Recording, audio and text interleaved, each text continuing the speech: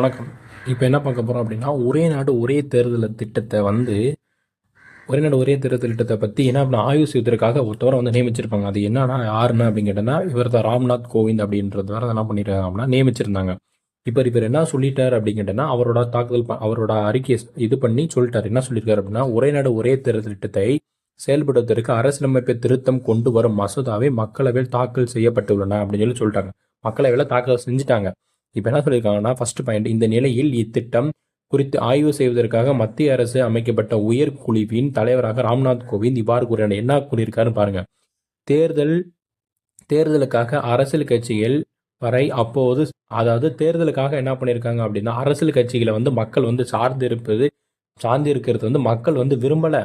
அதே போன்ற இத்திட்டம் முழுமையாக செயல்பாட்டுக்கு வரும் சூழலில் வாக்காளர்கள் ஒவ்வொரு ஆண்டும் ஏதோ ஒரு தேர்தல் வாக்குச்சாவடியில் செல்ல வேண்டியதும் இல்ல.